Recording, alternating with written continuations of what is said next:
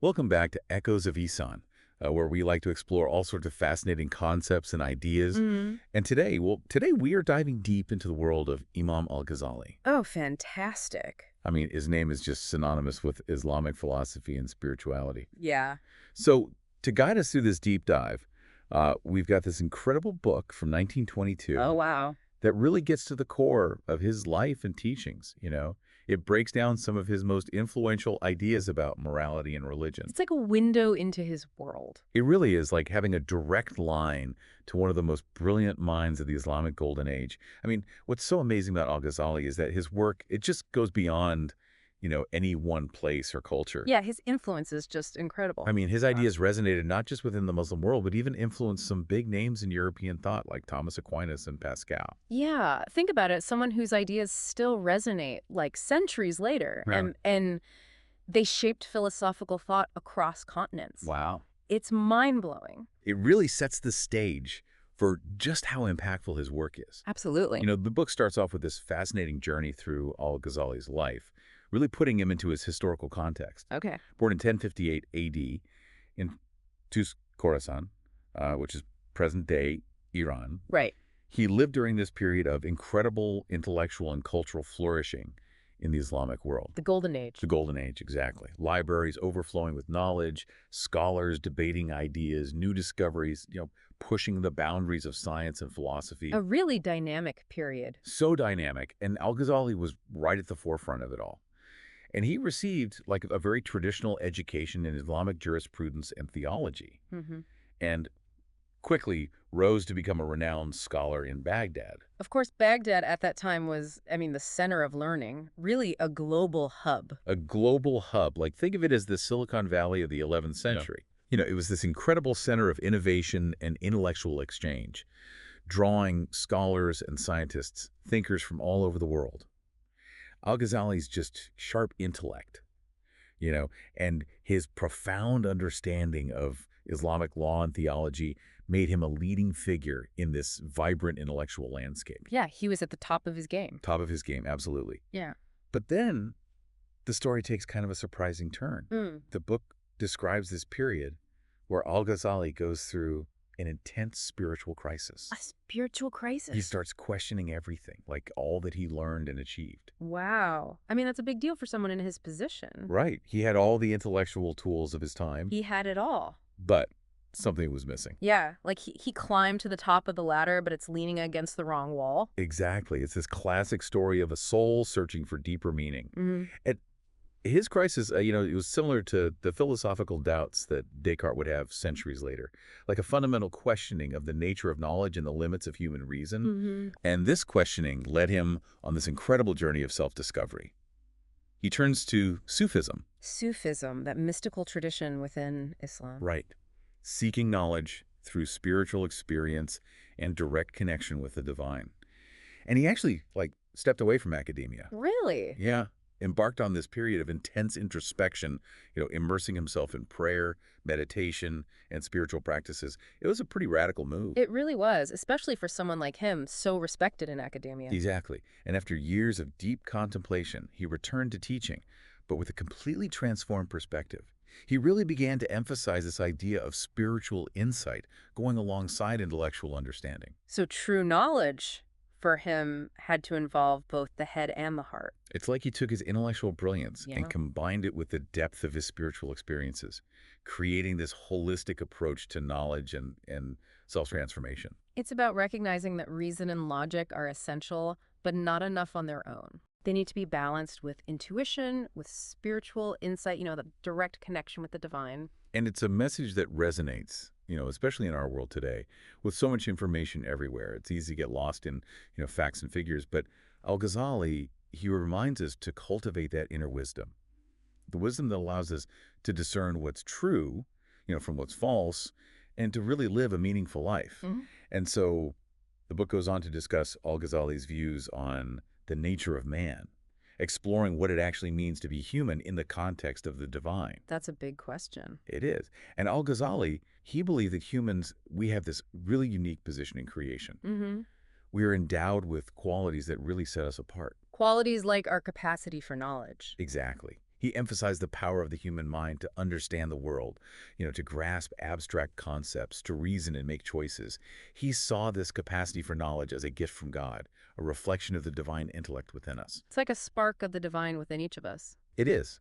So we're not just driven by instinct, like animals. Yeah. We can reason, we can reflect, we can contemplate the mysteries of existence. Absolutely. And he also highlighted the human will, our ability to make those choices and to act intentionally in the world. Right. And this capacity for will for Al-Ghazali was a testament to our free will, our ability to choose between right and wrong. Right, to shape our own destiny. To shape our destinies, exactly, and to be held accountable for those actions. So it suggests that we have a responsibility to use, both our knowledge and our will wisely. To choose actions that align with our higher purpose. Right, and lead to a life of virtue. And meaning. Yes.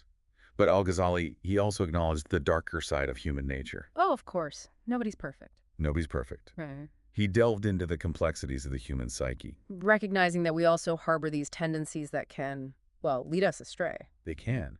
And he described these tendencies as the 4 elements within us. The 4 elements. The beastly, the brutal, the satanic, and the divine. Okay. So think of these elements as like metaphors for the different forces that are shaping our thoughts, emotions, and behaviors. They represent that inner struggle between our lower selves and our higher selves. That's a struggle that's at the heart of the human experience, really. It really is. It's fascinating how he uses these really vivid metaphors to, capture that inner tension between our animal instincts, our capacity for aggression, the lure of temptation. And our yearning for the divine. Yes. Tell me more about these 4 elements. What do they really represent to Al-Ghazali? Well, let's start with the beastly element. He saw this as representing our basic needs and desires, the drive for survival, the need for food, sleep, physical comfort. Basic survival instincts. Exactly, the instincts that we share with animals, but, if these aren't kept in check, they can lead to a life of excess and indulgence. Right, a preoccupation with just material gratification. Exactly. And then there's the brutal element. Right, he associated that with aggression, violence, and the desire to dominate others. So this can manifest as acts of cruelty. It can. Oppression, the pursuit of power at the expense of others. It's that part of us that can lead to conflict, war, a breakdown in social harmony. It's a reminder that we do have this destructive potential within us, the capacity for anger, hatred, violence. And then there's the satanic element. Right. Which Al-Ghazali linked to deception, temptation, the tendency to stray from a righteous path. It's like that voice of temptation whispering doubts in your ear. Yeah. It represents the whispers of doubt, the allure of forbidden pleasures, the temptation to deceive ourselves and others, and to put our selfish desires above ethical principles. It can manifest in subtle ways, envy, greed, hypocrisy. Yeah. Rationalizing unethical behavior. Exactly. It corrupts our intentions, leads us to betray our values. It really highlights the importance of being vigilant, of recognizing these temptations and developing the strength to resist them. Exactly. And finally, we have the divine element. This is the part of us that yearns for good, for truth, for connection with the divine. It's like a spark of divinity within us. It is. It represents our higher aspirations. Right. Our capacity for love. Yes. Compassion, empathy, generosity, and selflessness. It's the source of our moral compass, our longing for meaning and purpose, our desire to contribute to a world that reflects that divine beauty and harmony. Beautifully said. It's the element that allows us to go beyond our ego, those ego-driven desires, and act from love, compassion, and wisdom.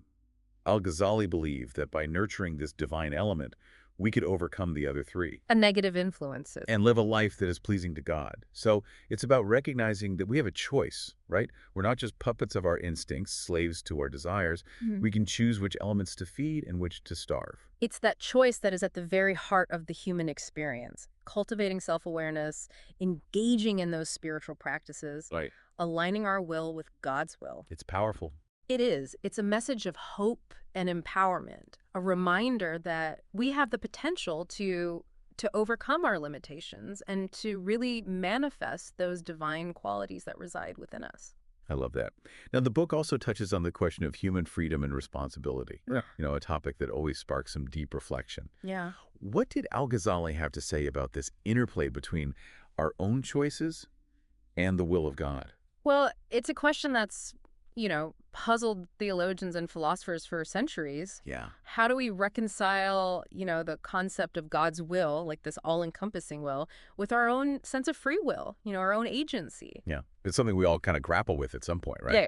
If God already knows everything that's going to happen, Right. do our choices even matter? Like, do we really have a say? Right. Does it impact things at all? Right. Well, Al-Ghazali tackled this head on and offered some really insightful perspectives. He argued that while God ultimately has control over all things, he's also granted us humans the gift of free will, the ability to make those choices to shape our destinies. Right. It's like, God's provided the canvas, the paints, Okay. but it's up to us to create the painting. I like that. Yeah. But how do we reconcile that with this idea that, God already knows the outcome? Right. So to explain this interplay, like between this divine decree and human agency, Al-Ghazali used a number of thought-provoking analogies. One that really stands out is the story of a king sending gifts to his suzerain. Okay. So the king, he carefully selects these gifts, right? Sends them off, demonstrating his will, his agency. But ultimately, it's the suzerain who decides whether to accept these gifts and how to use them. So we have the freedom to act, to make choices, send out our gifts, so to speak, into the world. But the ultimate outcome, how those choices are received, what impact they have, Right. it's still up to God. It's still in God's domain. Yeah. Exactly. It's this delicate dance between, our efforts and God's grace. Right. Between our choices and the unfolding of his divine plan. I see. Al-Ghazali also emphasized that our actions, they have these natural consequences. Of course. Good actions lead to positive outcomes. Bad actions, well, they lead to negative outcomes. It's this principle of cause and effect. Right. You reap what you sow. Exactly. It's woven into the very fabric of the universe. It is. It's recognizing that our choices have real implications, that we do reap what we sow. It's this reminder to act with intention, to choose wisely, and really take responsibility Absolutely. for the consequences of those actions. And this principle, it aligns perfectly with the Islamic belief in divine justice and accountability. Yeah. Our actions in this world, they have consequences, not just in this life, but also in the afterlife. It's a reminder that we are accountable, We are. that our actions do matter, not just for ourselves, but for the world around us and for our ultimate destiny. Now, the book delves into the concept of pride and vanity, Right. which seems, kind of at odds with this idea of surrendering to God's will. What did Al-Ghazali have to say about these often misunderstood concepts? Well, he saw pride as a dangerous trap, a subtle poison that can really seep into our hearts, Yeah. and distort our perception of ourselves, of the world around us. Right. And he believed that pride, it stems from this false sense of self-importance. Forgetting that all our abilities, talents, possessions, achievements, ultimately they all come from God. It's like taking credit for something you didn't really earn, Right. Forgetting that we're really just vessels for God's blessings. Exactly. He argued that pride blinds us to our own flaws, to our shortcomings. Right. Preventing us from acknowledging our mistakes, learning from those experiences, and seeking true knowledge and growth. It's like building a wall around yourself, a wall of arrogance. It is. Preventing you from connecting with God, with others in a meaningful way. It really is. Yeah. And he cautioned that pride can manifest in many subtle ways, not just through arrogance. Right. Or feeling superior. He highlighted how we can become attached. Right. And inflated by anything that we perceive as like a source of value or identity. Yeah. Whether it's our lineage, our wealth, our knowledge, our beauty, even our good deeds. It's not just about feeling superior. It's about being attached to anything that feeds the ego. Exactly. Anything that takes us away from God. It's anything that distracts us from God. Any belief that we are the source of our own goodness or worth. Yeah. It's a form of pride. Yeah. And it can hinder our spiritual progress. It's a good reminder that true worth is not found in those external things, but in the state of our hearts. That's right. And our relationship with God. Now, the next topic the book explores is friendship and sincerity. Okay. Two qualities that seem so essential for navigating relationships.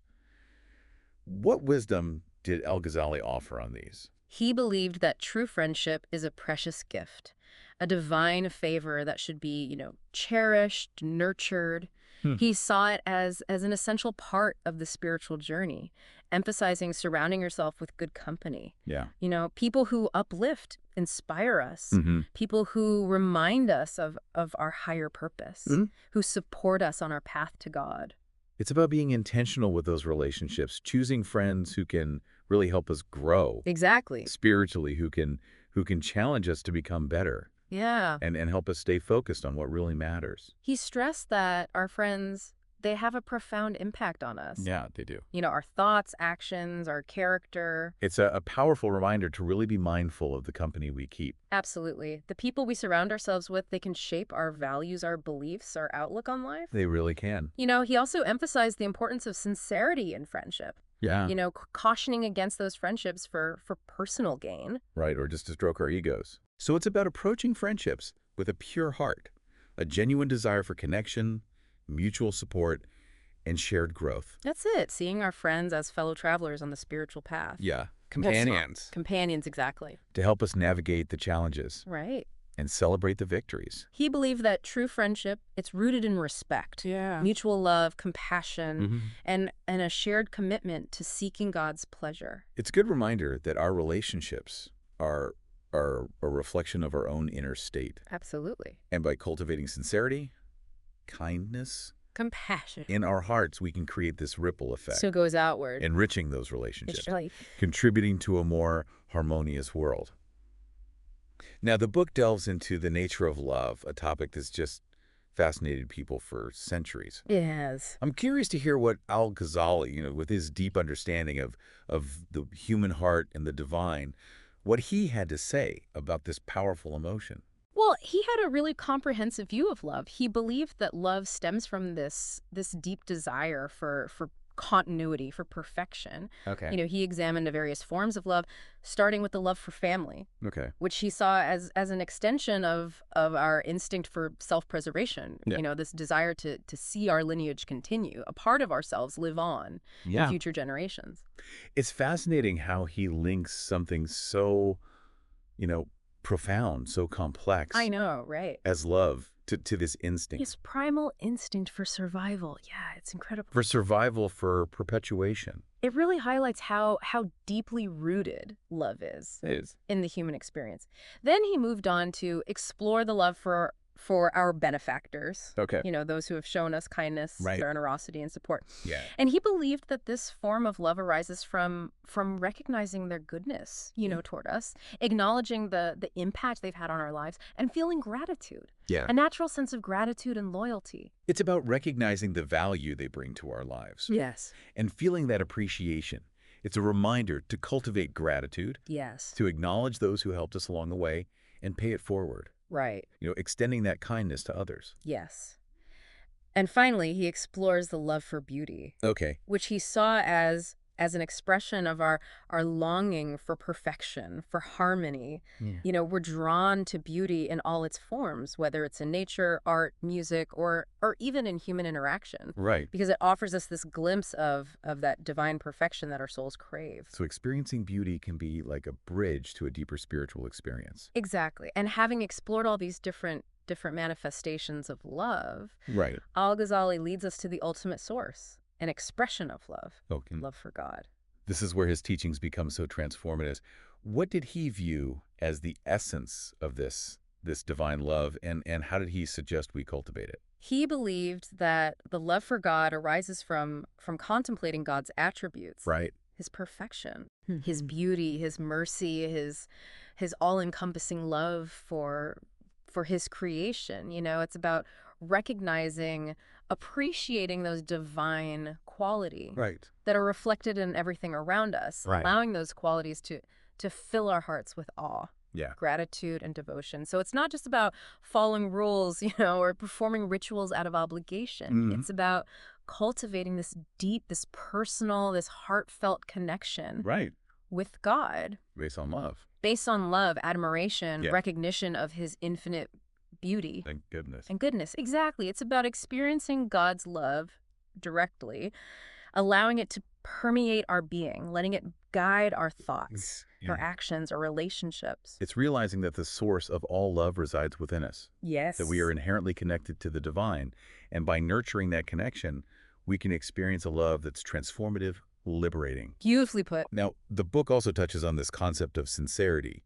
He seems to suggest that sincerity is really like the foundation of a truly spiritual life. It is. What did he mean by this? Well, sincerity for Al-Ghazali was more than just, being honest or genuine. Okay. It was about purifying our intentions, Mm-hmm. ensuring that our actions are motivated by a genuine desire to please God, Right. not by selfish desires. Not for show. Not for show, exactly, or a need for validation. So it's about aligning our actions with our deepest intentions, making sure those intentions are pure, and directing them towards God. You captured it perfectly. He emphasized that sincerity is the bedrock of all spiritual practice, It is. arguing that without it, our actions, no matter how outwardly impressive, are meaningless in the eyes of God. Right. It's about doing things for the right reasons from that place of genuine love and devotion, Exactly. a desire to please God. He stressed that this inner alignment, this congruence between our actions Right. and our intentions, that's what gives them meaning, Yeah. spiritual weight, and this concept of sincerity. Right. This purification of intention, it needs to permeate everything we do. So it's about bringing that same intentionality to everything, To everything. whether it's interacting with family, Yes. conducting business, Yes. pursuing knowledge, Right. engaging in creative endeavors. It's about living a life of integrity where our inner world Right. and our outer actions, they're in harmony. It's a beautiful concept. It is. Now, this brings us to another central theme that weaves its way through Al-Ghazali's teachings. Yeah. The unity of God, or Tawhid, as it's known in Arabic. Oh, yeah. It lies at the very heart of Islamic theology. Right. And Al-Ghazali, of course, approached it with his signature depth. He did. The concept of Tawhid, or the oneness of God, Mhm. affirms that God is one unique. Without partners. Right. And it's this foundational principle in Islam. I'm curious to hear how Al-Ghazali, with his understanding of spirituality, Yeah. how he delved into this essential aspect of faith.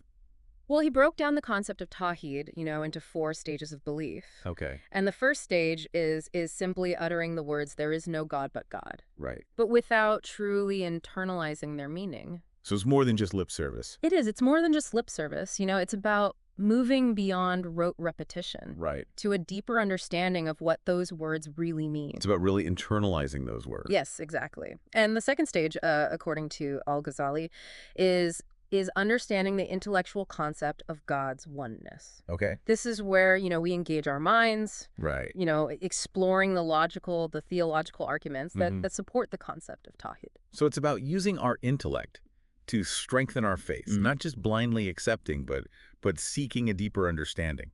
That's it. It's about engaging with those intellectual dimensions of faith. But he argued that true understanding, it goes beyond just the intellect. He described this third stage where the individual, they experience the truth of God's unity through this inward light of the heart. That sounds like a profound shift, It is. going from head knowledge to heart knowledge. Yes. It's about moving beyond, intellectual comprehension Yeah. to a direct, an intuitive, Yeah. experiential knowing. Like an aha moment when it clicks. That's it. And finally, he describes this fourth, this highest stage, a state of complete absorption in the vision of God, losing all sense of duality and separation, often described as the effacement of one's own self, Wow. where the individual, they experience this complete merging with the divine. It's a journey from a very superficial understanding of God's unity to complete immersion in the divine presence, a merging of the self with the one. Beautifully put. Beautifully put. And to illustrate these different stages of understanding, Al-Ghazali uses this really vivid, really memorable analogy. Okay, I love a good analogy. The analogy of a walnut. A walnut, Yeah. okay. How does he use this to explain the concept of Tawhid? Okay, so he compared the outer shell of the walnut Okay. to that superficial level of belief. Right. Where someone might utter those words, but but not really understand that deeper meaning. Right. Then he likened the hard rind of the walnut to the intellectual understanding of God's oneness, Okay. where we grasp the concept, logically, but we haven't experienced it directly. We're just looking at it from the outside. We're not cracking it open yet. Exactly. Exactly. Then he compared the internal skin of the walnut to that stage of experiential knowing, Okay. where the truth of God's unity is felt and experienced directly. So we're engaging our senses, our intuition, our hearts. Yes. Yes. And finally, he likened the kernel, the heart of the walnut, to the ultimate reality Right. of God's unity, a state of complete absorption, a merging of the self. Right. It's about reaching the essence, the heart of the matter. Yes. Yes. And he cautioned against this trap of attributing power to secondary causes, Yeah. reminding us that God is the ultimate cause Right. and all things. Right. We might observe those cause and effect relationships Mhm. in the world, but they're all ultimately manifestations of God's will and power. That's right. So it's about recognizing God's hand in everything, Absolutely. in all aspects of creation, seeing that interconnectedness of all things, recognizing that we're part of this grand design, orchestrated by the divine. Absolutely. Now, shifting gears a bit, I'm fascinated by this concept of the seven valleys, Okay. which Al-Ghazali uses as this metaphor for the spiritual journey. It sounds like such a poetic, insightful way to describe these stages of spiritual growth. It is. The Seven Valleys, it's a really powerful, evocative metaphor that captures the essence of that Sufi path. Right. The journey of the soul toward union with God.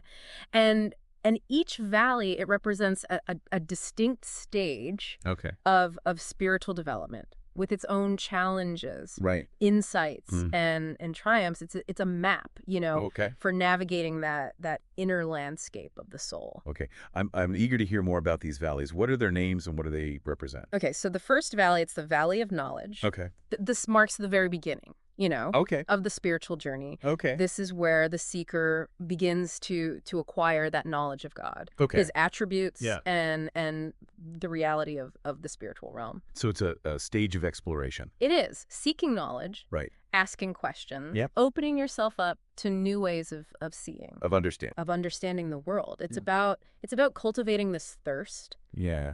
for knowledge, not just intellectual, but spiritual. Mm-hmm. A knowledge that's gained through experience, Right. contemplation, direct connection with the divine. It's recognizing the limitations of our current understanding, Right. embarking on this journey of discovery, a journey that takes us beyond, our limited egocentric perspectives. Beautifully put. Beautifully put. And from there, the seeker enters the valley of repentance. Okay. This is where we begin to recognize our own, shortcomings Oh, or that's true. flaws, our Yeah. mistakes, and our need for forgiveness. It's about facing our shadow self, It is. acknowledging those parts of ourselves Yeah. that we'd rather hide, Right. and taking responsibility Yeah. for the ways that we've harmed ourselves or others. It's about cultivating humility, Yeah. recognizing that, we're not perfect, Right. turning to Yeah. God. Yeah. With a sincere desire Mm-hmm. for forgiveness and purification. It's a humbling experience, but it's also very liberating. It is. It's letting go of that need to be perfect and just embracing the process of growth. Yes. Yes, and this recognition of our imperfections and our need for forgiveness, it opens us up to a deeper understanding Yeah. of God's mercy and compassion. Yeah. And it's in this valley that we begin to really experience the transformative power Right. of divine grace. It's a reminder that, we are loved unconditionally, even in our imperfections. Even in our imperfections. Absolutely. And from there, the seeker enters the valley of stumbling blocks, where they encounter those, obstacles and temptations that it really test their resolve and their commitment to this spiritual path. Right. This sounds like where the rubber meets the road.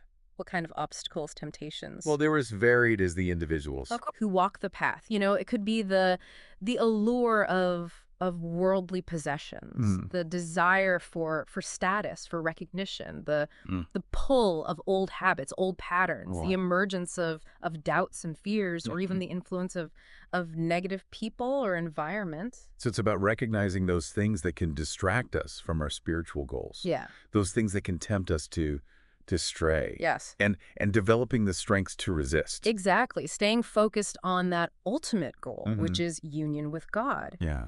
Even when faced with those distractions, those challenges that threaten to pull us off course. And it's in this valley that we learn the importance of perseverance. Right. Staying true to our path. Yeah. Even when it's tough. Even when it's tough. It's a test of our commitment and our resilience. It's about developing that inner strength, that determination to overcome whatever obstacles stand between us and our spiritual aspirations. Okay.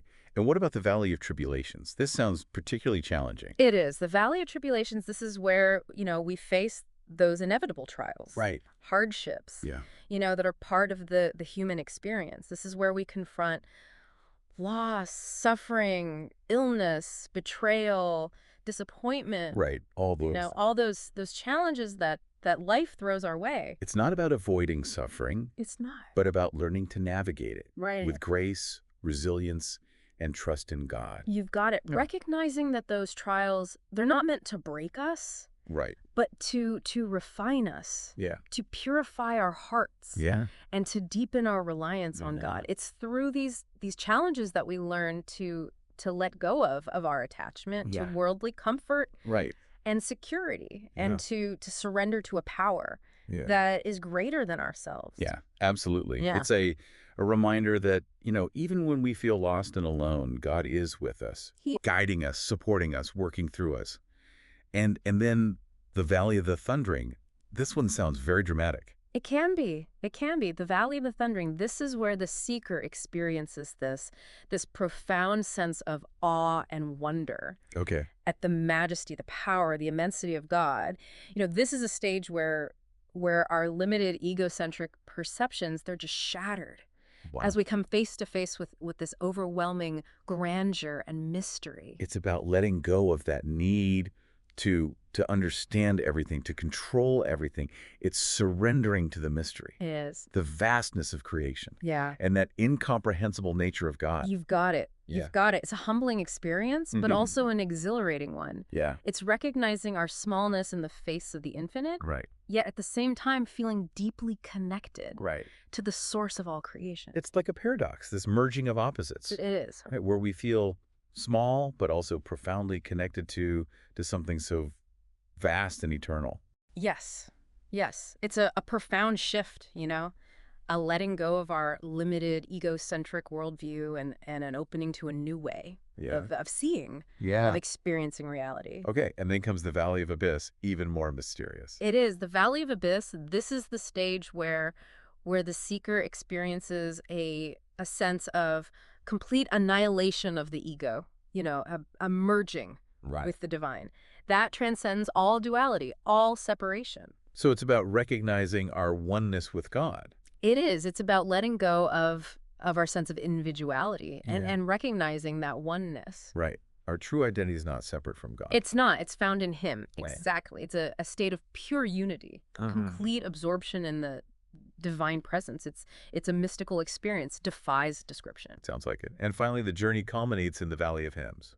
The Valley of Hymns, a stage characterized by overflowing gratitude, love, and praise for God. It's a state of pure bliss, contentment, and joy, where the heart overflows with songs of divine love, and our being just resonates with the harmony of creation. It's that state of complete surrender, acceptance of perfect peace and union with the divine. Yes. It's the culmination of that spiritual journey. Yeah. A state of perfect alignment between our will and God's will, where we experience the fullness of divine love and grace. The Seven Valleys is it is a beautiful metaphor, really, for that spiritual journey. It is. It highlights the challenges, the triumphs. The highs, the lows. The highs and lows. The ultimate destination. Yeah, of this inner journey toward union with God. Right. It's a reminder that the path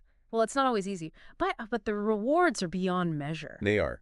And Al-Ghazali encourages us, right, to embrace the journey with all its twists and turns, knowing that each valley we cross brings us closer. Closer to our true home. Yeah, to the source of all love, beauty, happiness. Now let's dive into some of Al-Ghazali's specific teachings about, how we can cultivate this more fulfilling, spiritually aligned life. Okay. The book highlights the importance of recognizing those qualities that really distinguish humans from other creatures. Right.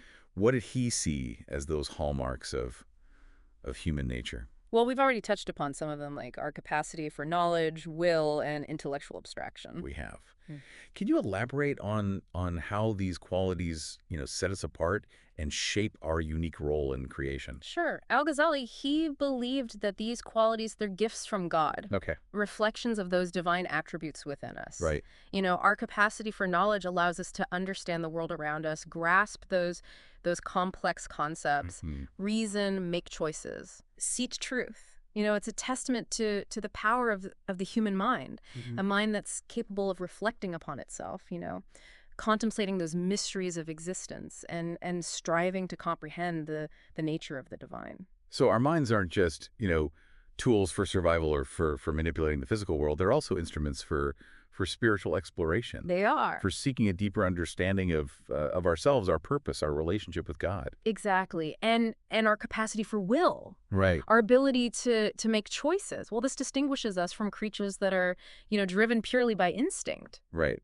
It's through our will that we can choose to act. We can. According to our values, to strive for excellence, to resist temptation, to align our lives with God's will. It's our will that gives us the power to shape our destiny, to create a life that reflects our highest aspirations, and to contribute to a world that is more just, compassionate, and beautiful.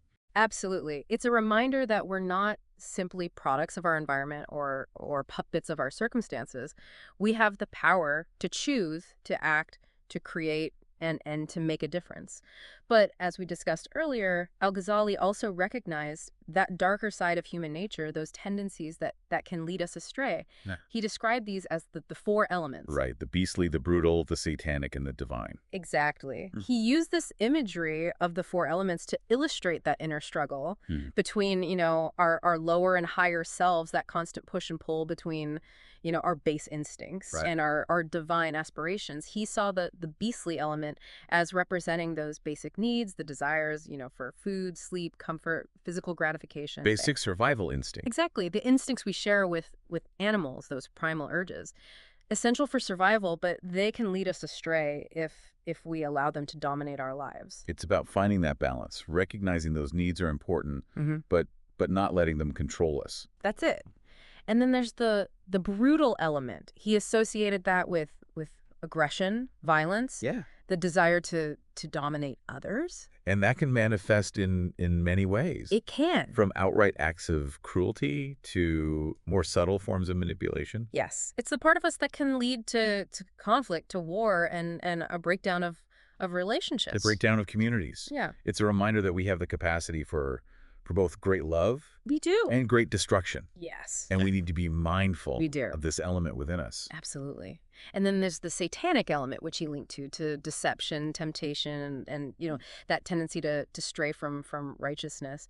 This element can manifest as that voice of doubt. Yeah. The allure of forbidden pleasures. Right. The temptation to deceive ourselves, deceive others. Yeah. And that inclination to put our own selfish desires above ethical principles. It's the force that can corrupt our intentions and lead us away from our values. It really is. It's a reminder to be vigilant, to recognize those forces, both internal and external, that can lead us astray. Absolutely.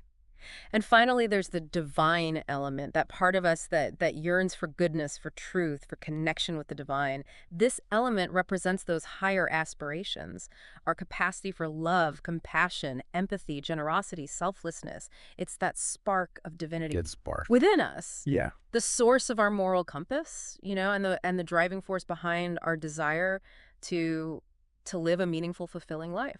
It's about nurturing that, allowing it to illuminate our path. Yes. Letting it guide our choices and our actions. You've got it. Al-Ghazali argued that these four elements, they're constantly at play Right. within us, and that it's our responsibility to cultivate that divine element Yeah. and control the influence of the other three. And we can do this, he believed, by using our reason, engaging in those spiritual practices, Mm. aligning our will with God's will, and awaken that divine element within us. So it's about recognizing that we do have a choice.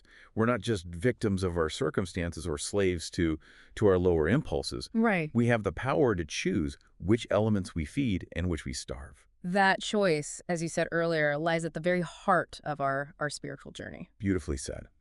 Now, one of the key elements that Al-Ghazali emphasizes, for navigating this inner struggle is the pursuit of knowledge. Yes, He saw it as an essential tool it is. for spiritual growth and transformation. Yeah. But as you mentioned earlier, he also cautioned against, mistaking pride for knowledge. What did he mean by that? He recognized that knowledge, while a powerful tool for good, can also become a source of arrogance, egotism. Right. He argued that true knowledge, it leads to humility. Not pride. Not pride, exactly. It's about recognizing that all knowledge comes from God, that we are simply vessels for that knowledge. And the more we learn, the more we realize how much we don't know.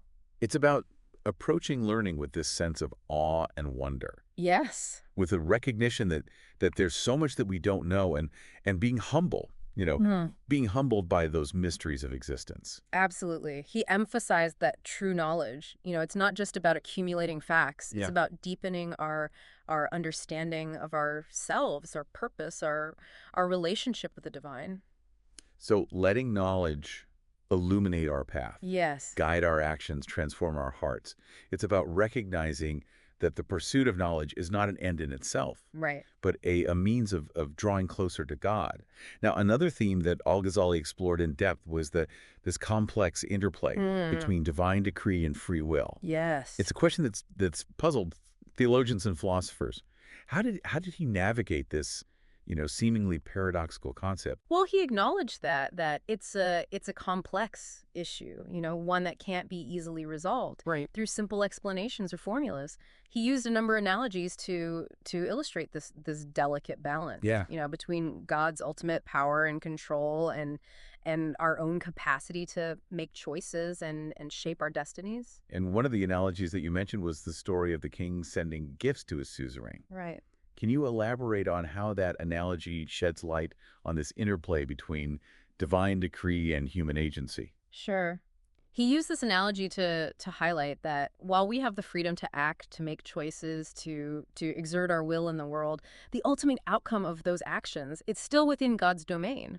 We might choose the gifts, but it's ultimately up to the recipient to decide whether to accept them and how to use them. So we're kind of like actors, in this grand cosmic drama. We are. But the ultimate director is God. Exactly. And he's not just a passive observer, He's actively involved in every aspect of creation, guiding, and shaping events according to his divine wisdom, his plan. So it's not about choosing between free will and determinism, but recognizing that both are at play. That our choices do have consequences, but those consequences are ultimately woven into this larger tapestry. Yes. That's really beyond our comprehension. Exactly. And this understanding, it can be both, liberating and humbling. Yeah. It frees us from the burden of trying to control everything. Right. From feeling like we have to micromanage every aspect of our lives. At the same time, it reminds us that we're not, the ultimate authors of our own destinies. It's about finding that sweet spot between, taking responsibility for our actions and surrendering to something greater than ourselves. You've got it.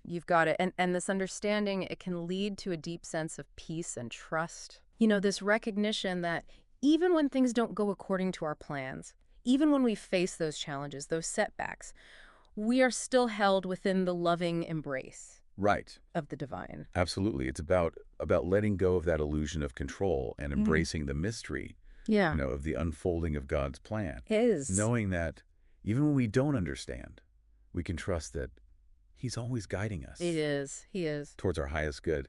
Now, the book also touches upon another fascinating aspect of Al-Ghazali's teachings. his exploration of the love of God and its signs. Yes. I'm eager to hear how he viewed this profound emotion and how we could experience it, more fully. Well, love for Al-Ghazali was the very essence of our relationship Mm. with God, and he believed that God's love for us, it's all-encompassing, Right. unconditional, Yeah. and constantly flowing. It's a love that's both, transcendent Right. and imminent, Mm. both beyond our comprehension and intimately present in every aspect of our lives. So it's not just about loving God in this theoretical way, but about experiencing that love directly, feeling its presence in our heights Yes. and in the world around us. He argued that God's love is constantly being showered upon us, like rain falling upon the earth. Okay. Nourishing us, sustaining us, but often, we're so caught up in our own thoughts, our worries, our distractions that we fail to notice it. Right.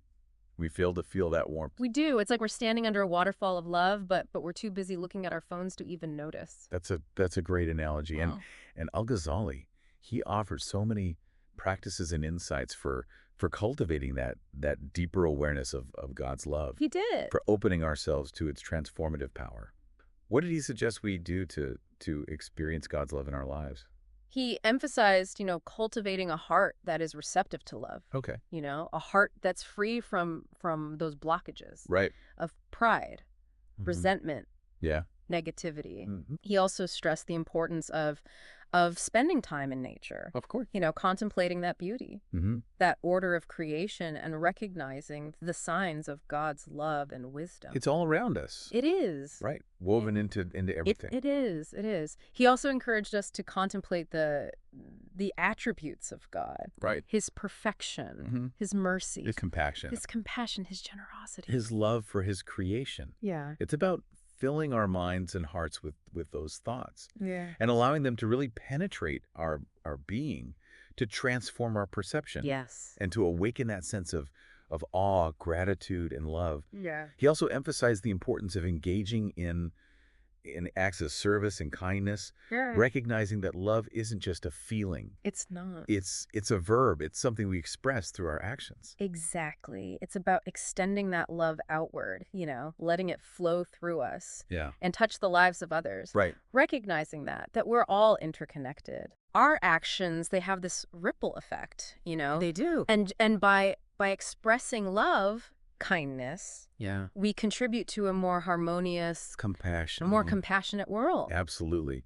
And this outward expression of love Mm-hmm. for Al-Ghazali, it was a natural extension It was. of our love for God. He believed that by serving others, Right. by showing compassion, generosity, Mhm. we're essentially expressing our love for the divine. Right. Recognizing that spark of divinity within every being. Exactly. It's a beautiful way to integrate our spiritual practice with our daily lives, It is. to see every interaction as an opportunity to express love, to serve, and to contribute to a world that reflects those divine qualities. It is. Mercy, compassion, and beauty. You've captured it beautifully. Now, the book also dives into a concept that seems, particularly challenging in the context of love and spiritual growth. Mm. That's the concept of fear. Mm. I'm curious to hear how Al-Ghazali reconciled this idea of fear with, this emphasis on love and surrender, Mm. because fear can be so powerful, And right? it can. And often so paralyzing. It can hold us back from, taking risks, Yeah. pursuing our dreams, opening ourselves to new experiences. Mhm. It can manifest as anxiety, as worry, Mhm. a sense of separation from God. Right. How did Al-Ghazali view fear, in the context of our relationship with the divine? He recognized that fear, while often seen as negative, it can also be a powerful motivator for spiritual growth. Okay. He believed that a healthy dose of fear, a fear that's rooted in awe, Mhm. reverence for God, Mhm. can actually deepen our love and devotion. It's about recognizing, the immensity, the power of the divine, Mhm. acknowledging our own limitations, and surrendering to a force that's far greater than ourselves. And he distinguished between two types of fear that's rooted in love Okay. and fear that's rooted in ego. Okay. Okay. Can you elaborate on the difference between those two types? Sure. He Yeah. described the fear that's rooted in love as a fear that's mixed with reverence, Mhm. awe, and a deep appreciation for God's power, Hmm. his majesty and wisdom. Right. It's a fear that inspires us to act with humility, Okay. to strive for excellence, to seek God's guidance, and to surrender to his will. So it's not a fear that paralyzes us It's or not. makes us feel small. No, it's a fear that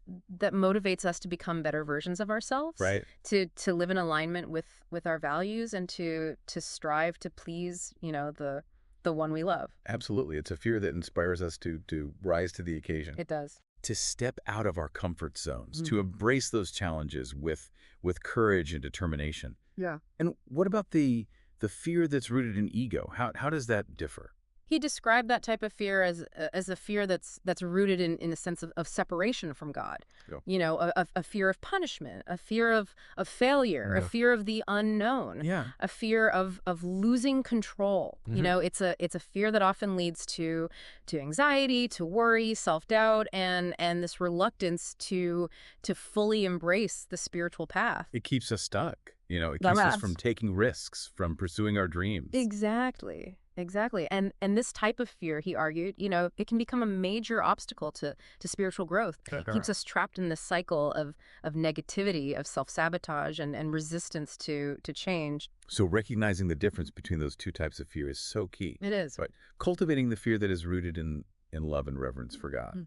and releasing the fear that is rooted in ego and separation. Mm.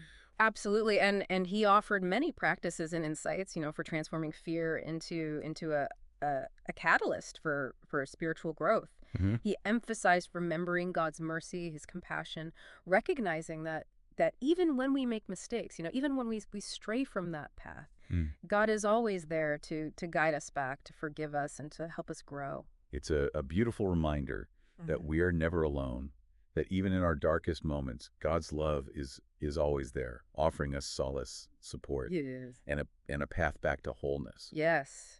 And this awareness of God's constant presence, his unwavering love, it can help us to transform fear into trust, Mm. to release that anxiety, that worry, and to embrace the challenges of life with courage and faith. Now, one of the most intriguing and perhaps challenging concepts that we've discussed today is this idea of riza, which I understand translates to like joyous submission to his will. It does. It does. Can you elaborate on what Al-Ghazali meant by this and how we can, cultivate this seemingly paradoxical state of being? Sure. Risa is considered one of the highest states of spiritual attainment in Islamic mysticism. Okay.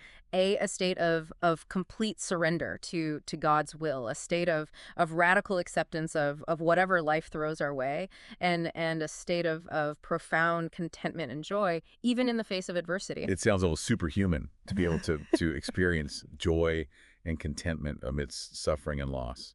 It is a challenging state to achieve, but Al-Ghazali believed it's attainable. Okay.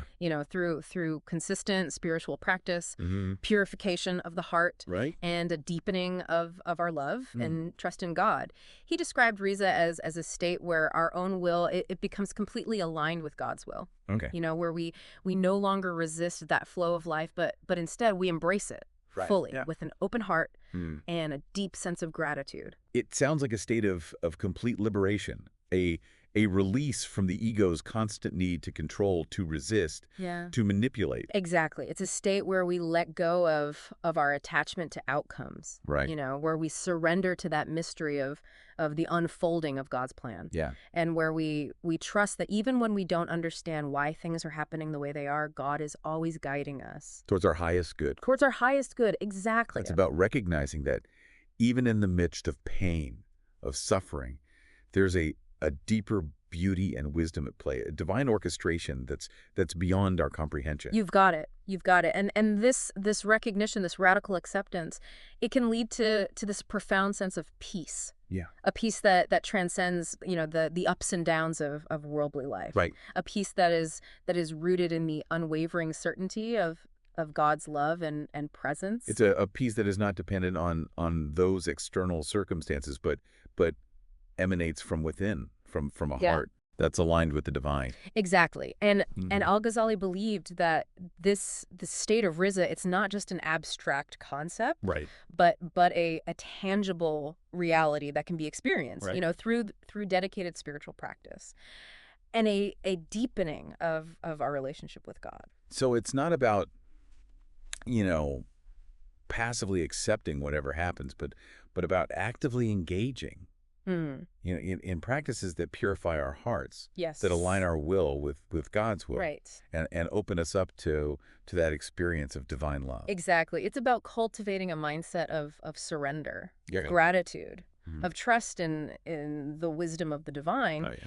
It's about recognizing that even, in the midst of challenges, setbacks, there's a deeper beauty, a purpose at play, Right. a divine orchestration that's ultimately guiding us Towards our highest good. towards our highest good. Al-Ghazali's teachings really offer such a rich tapestry of wisdom and guidance for navigating the complexities of life They do. and the journey of spiritual growth. His emphasis on self-knowledge, on purifying our intentions, Yes. on balancing reason with intuition, on cultivating a heart that's both strong and tender, Yes. on recognizing that interplay between, free will Right. and divine decree, Yeah. and surrendering to the love and wisdom of God. It offers us this roadmap for living a life of meaning, purpose, and fulfillment. It reminds us that the spiritual path is not a linear one, It's not. but a winding journey with its own set of challenges and rewards. Absolutely. A journey that requires courage, perseverance, humility, and